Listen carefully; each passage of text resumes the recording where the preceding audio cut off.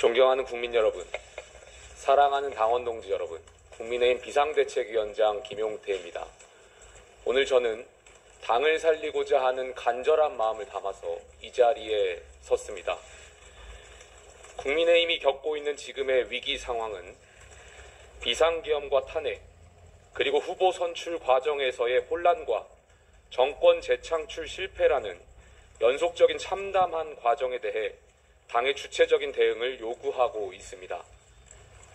또한 우리가 그토록 막고자 했던 이재명 정부에 대해서 야당이 무엇을 할 수 있는가라는 질문에 실질적인 답을 낼 것을 요구하고 있습니다.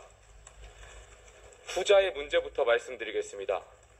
먼저 이재명 대통령께 공개적으로 질문을 드리겠습니다. 만인은 법 앞에 평등합니다. 대통령은 취임 전 진행되어 온 재판을 면제받기 위한 자리가 아닐 것입니다. 대통령께서는 6월 18일로 예정된 공직선거법 위반 혐의 재판과 다음 달로 예정된 불법 대북송금 재판을 받을 의지가 있으십니까? 다음으로 민주당에 질문을 드리겠습니다. 마찬가지로 만인은 법 앞에 평등합니다. 민주당이 지금 추진하고 있는 대통령 방탄 3법, 즉 허위사실, 공표죄의 구성 요건에서 행위를 삭제하는 공직선거법 개정안, 대통령 당선 시 진행 중인 형사재판을 정지하도록 하는 형사소송법, 대법관 증언을 주요 내용으로 하는 법원조직법이 지금의 대통령 개인을 위한 법입니까? 아닙니까? 제가 드리는 이 두 질문에 대한민국의 헌법 정신이 담겨 있다고 생각합니다. 대통령과 민주당은 주권자인 국민 앞에 이 두 질문에 대한 공식적인 답을 주시길 부탁드리겠습니다. 다음으로 국민의힘의 당 개혁 과제를 말씀드리겠습니다. 첫째, 9월 초까지 전당대회를 치를 수 있도록 준비를 하겠습니다. 우리는 비상계엄과 대통령 탄핵의 상처, 그리고 정권 재창출 실패의 과정 속에서 깊은 좌절과 당내 갈등 상황에 빠져 있습니다. 이러한 상황 속에서 내년 지방선거를 비대위 체제가 아니라 선출된 당대표 체제로 치르는 것 자체가 보수 재건과 지방선거 승리를 위한 당면 목표가 될 것입니다. 둘째, 당내 탄핵 찬성 세력과 탄핵 반대 세력 간의 갈등 관계를 근본적으로 해소하기 위해 대통령 탄핵 반대 당론 무효화를 추진하겠습니다. 많은 국민들께서 계엄과 탄핵의 문제에 대해 극심한 충격과 상처를 받으셨습니다. 한편으로는 정치 문제를 군대를 동원해 해결할 수 없다는 원칙과 다른 한편으로는 헌정사에 또 한 번의 탄핵이 있어서는 안 된다는 우려 속에 대통령 탄핵에 대한 입장도 나누어 반목하게 되었습니다.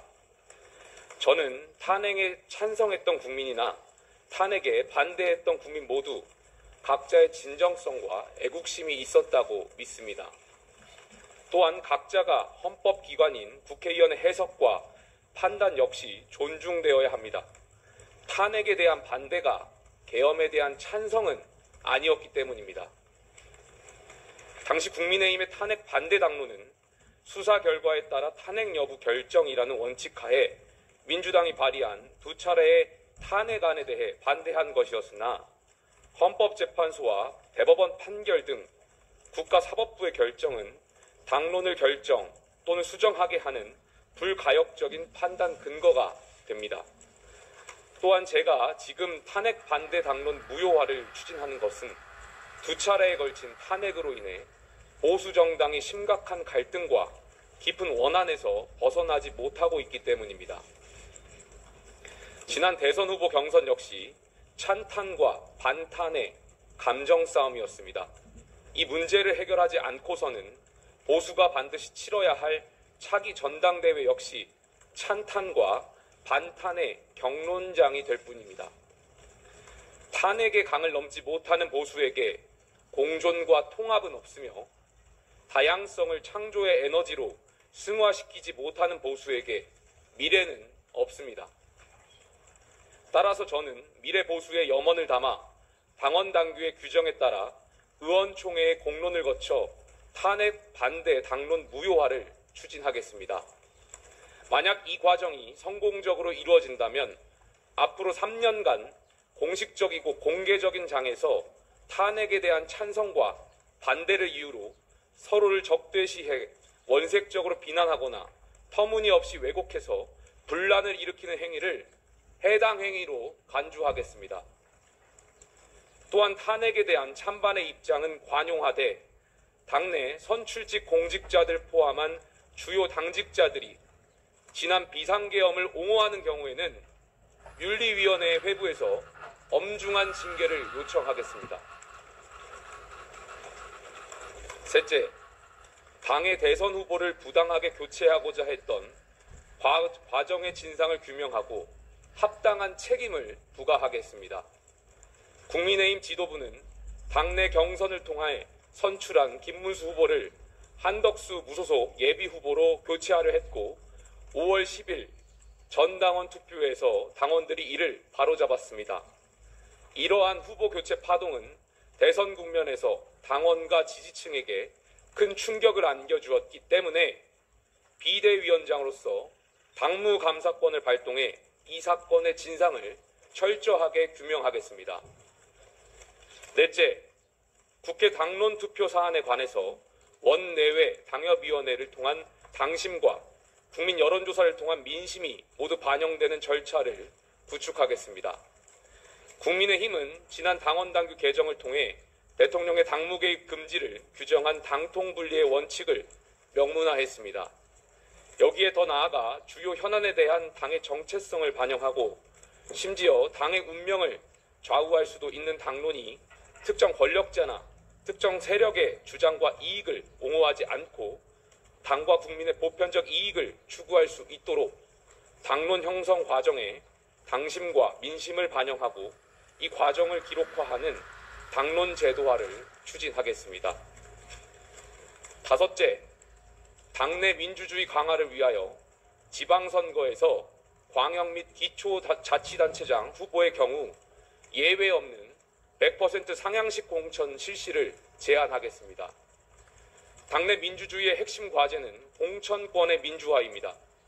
최고 권력자에게 실질적인 공천권이 있는 정당에 민주주의는 없습니다. 줄 서는 정치를 청산하고 원칙 있는 정치로의 전환을 위해서는 공천권을 당원과 유권자에게 완전히 돌려드리는 개혁을 해야 합니다. 이것이 제2의 계엄, 제2의 윤석열을 막는 길입니다. 전략공천은 정치권 인물교체, 본선 가능성 제고 등의 장점을 지니고 있으나 불뿌리 정치의 발전을 가로막고 공천 부조리 관행을 양산하는 근본적 한계를 지니고 있습니다. 따라서 저는 당내 청년 정치인으로서 공정하고 투명한 경선에 대한 중요성을 높이고 중앙에 관여 없는 당원과 유권자 중심 경선 문화 정착을 위해 상향식 공천의 전면 실시를 위한 논의를 시작하겠습니다. 또한 신진 정치인들에게는 전략 공천이 아닌 중앙과 지역에서 활동할 수 있는 장을 획기적으로 확대해 당과 국민을 위한 활동과 기여가 공정하게 평가받을 수 있도록 하겠습니다. 지금 우리 앞에는 대한민국 민주주의를 무너뜨리려는 거대 여당이 있습니다. 이에 맞서 당을 지키기 위해 분란을 막고 통합을 이뤄내고자 하는 절실함을 당원분들과 선배 동료 의원분들도 공감하실 거라 믿습니다. 국민의힘은 대한민국의 정통 보수 정당입니다. 현재의 위기를 슬기롭게 극복해 자유민주주의 대한민국을 수호하고 보편적 가치가 존중받고 다양성이 살아 숨쉬는 진정한 자유민주주의 정당으로 발전해 나가도록 최선의 노력을 다하겠습니다. 감사합니다.